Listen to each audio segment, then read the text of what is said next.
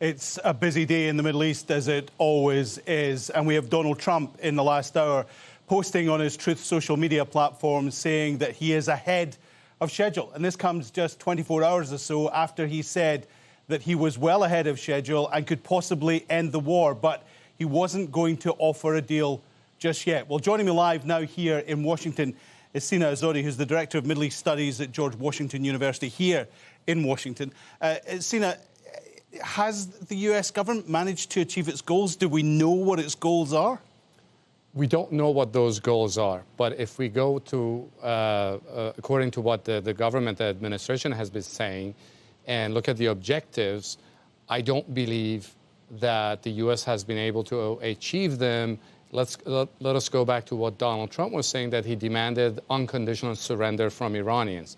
But we've seen the opposite happening, and Iranians have steadily escalated. We just saw what happened, the missile that Iranians launched against the city where the nuclear reactor is, Dimona. So Iranians have clearly not surrendered. They've been escalating. And I believe that the president is losing the control of this war. First of all, let me ask you about what Donald Trump has said, because he says we've destroyed their Air Force and they have aerial superiority over Iran. They've attacked the places where they were building ballistic missiles, and that seems to be the case as well. The Navy is largely at the bottom of the sea. These are pretty big goals in such a short period of time. He seems to be, as he says, ahead of schedule. He is ahead of schedule in terms of destroying Iranian Air Force, Iranian Navy, but Iran is not fighting with those. The ballistic missile program has been quite active. It's been well dispersed around the country, and the administration claims that 77% of Iran's ballistic missile arsenal has been destroyed. But there is 23% that is still launching, and it's launching quite effectively against the Israelis, against the region, Qatar, UAE, everybody in the region, unfortunately, has been suffering. This is why I'm saying that the U.S. is not winning the war. For Iran, as long as they don't lose or do not give a decisive victory to the Americans, they can claim victory.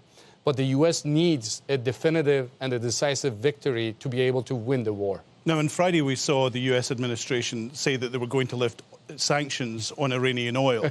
I mean, yeah. That's a sign, is it, that this wasn't planned out, that this wasn't thought through, that they didn't war game this the way you would expect this to be played out stage after stage after stage? Well, I can tell you that I never imagined that President Trump would lift sanctions on Iranian oil at the time that it's fighting Iran. So it's kind of, unusual. But I believe that the president suffers from what most leaders suffer during wartime, and that is illusions of quick victory. We now know that the chairman of Joint Chief of Staff, General Kane, had told him that Iranians might try to close the Strait of Hormuz, and he had dismissed it, saying that the Iranians will capitulate sooner than that. That hasn't happened. So I don't believe that the president's plans have gone accordingly, and this is the nature of war. You can start the war when you want, but it never goes according to what you planned ahead of time. As Mike Tyson said, everybody has a plan unless you get punched in the face. A very famous quote, which I've used on air several times myself.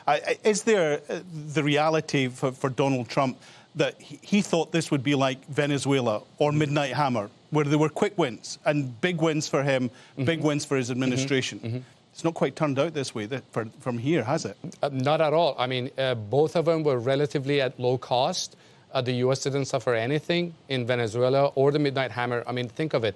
U.S. forces were present on Iranian airspace during Operation Midnight Hammer only for 45 minutes. We are 21 days into this war, and the Iranians have not capitulated. They're clearly escalating. They've been able to hit Qatar, UAE, Saudis. They've been able to intercept a U.S. F-35 stealth aircraft that is not supposed to be, detected or intercepted. So clearly, Iranians have been fighting because they believe that they're fighting for their survival. And the demand that the president has put forward, that is unconditional surrender, they're not willing to accept it.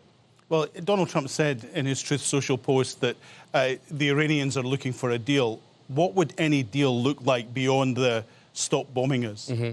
I think that they want a more stable, long-term political settlement, because in their view, June 2025 conflict and this war are the continuation of the same process for regime change. This is why they don't want to stop fighting or accepting a ceasefire, knowing that the Americans and the Israelis might come back 6 months from now again, and they're going to have to go through the same process again.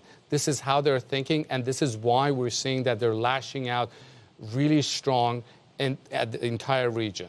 How much can we put the blame of the current war, if blame is the right word, with Steve Witkoff and Jared Kushner? They're not experienced negotiators.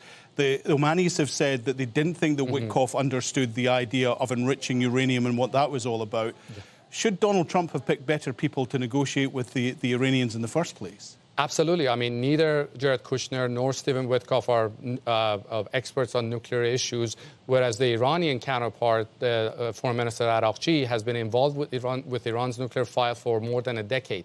And we now know that he tried at the meeting that they had several times, tried to explain to them the nuclear fuel cycle and how it works. They were not, knowledgeable with nuclear issues. And of course, when you don't know how nuclear issues work, whatever offer you give them, they can't accept it.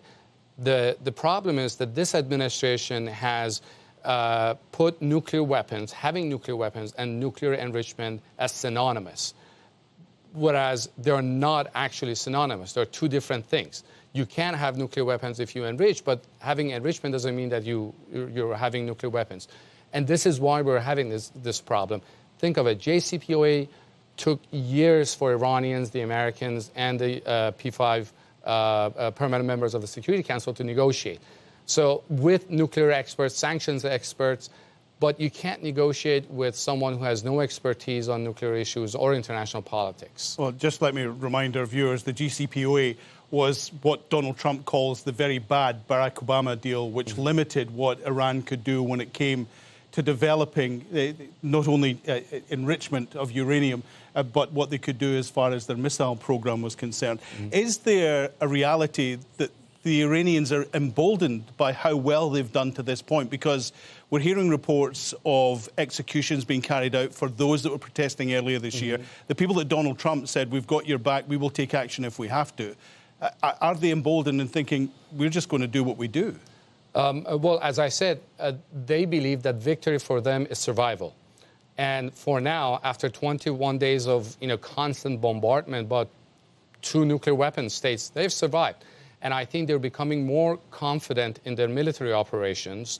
We had that report that the Iranians had launched against Diego Garcia, but then you had the F-35. Now they claim that they shot that they targeted an Israeli F-16. Now they targeted the Dimona. So they're clearly escalating, which you can tell us that they're acting with more confidence in the war. For them, again, survival is victory. And I'm afraid that this regime was never in human rights or democracy. But I think at the end of this war, we're going to see more political repression because the system is now more entrenched with more military people being in charge. Was there a lack of understanding of what could possibly go wrong if there was to be a popular uprising in Iran? Because if we go back to when Khomeini took over, the people that at that point were described as really militant Islamists came very close to taking over the country. Is there an ignorance, perhaps, among some people in Washington and also elsewhere about what a new Iran would look like if they were successful? Well, the fact that the president has dismissed several warnings from his own people in the administration, the fact that he claimed in the Oval Office that his best experts, that's the word that he used, did not inform him of Iran's reaction can tell us how much there's a scarcity of expertise on Iran in this town.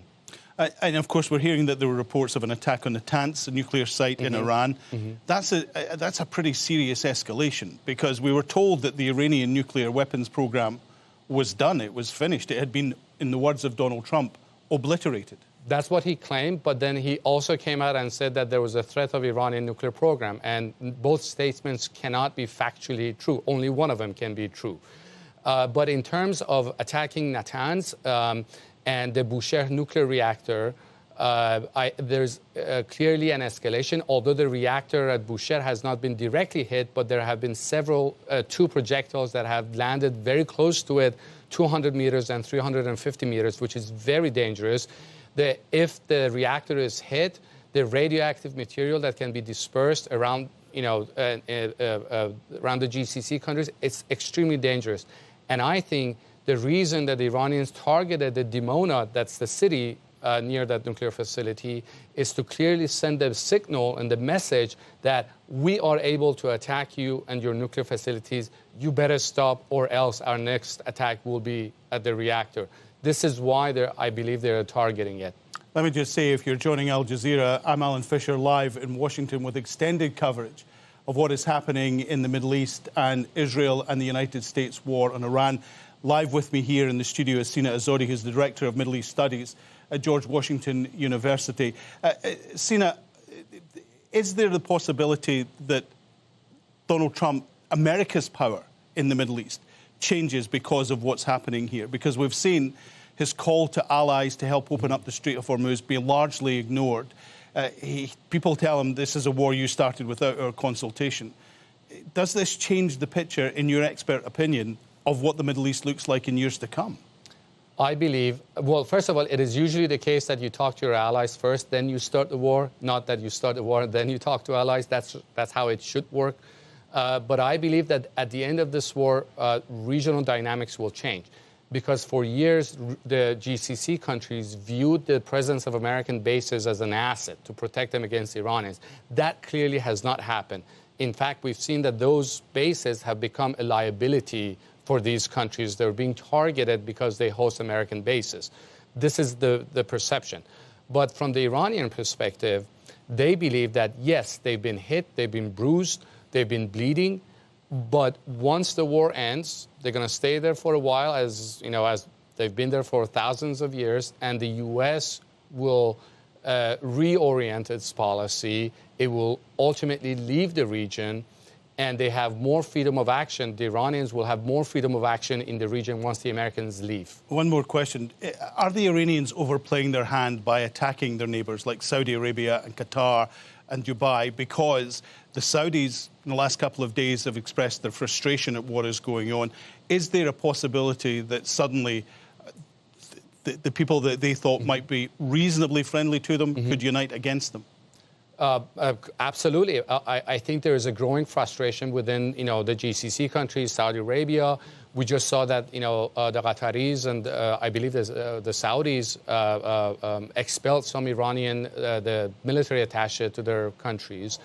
But Iranians, from the perspective of Iranians, if you're fighting the United States and Israel, two of the most powerful countries in the world and in the region, the qualitative advantage of perhaps the Saudis or Qataris or Emiratis joining the fight won't make that much change for them. And I'm sure at the end of this conflict, Iranians will try to mend relations with the GCC, because they've learned that they cannot live without them, and the GCC countries have also learned that they cannot live without Iranians, at least having good relations with them. Sina Azodi, who is the Director of the Middle East Studies Programme at George Washington University, thanks for joining us. And I hope after that you feel a little bit smarter. I know I certainly do. But now let's go back to Sarah Hayrat at our global headquarters in Doha.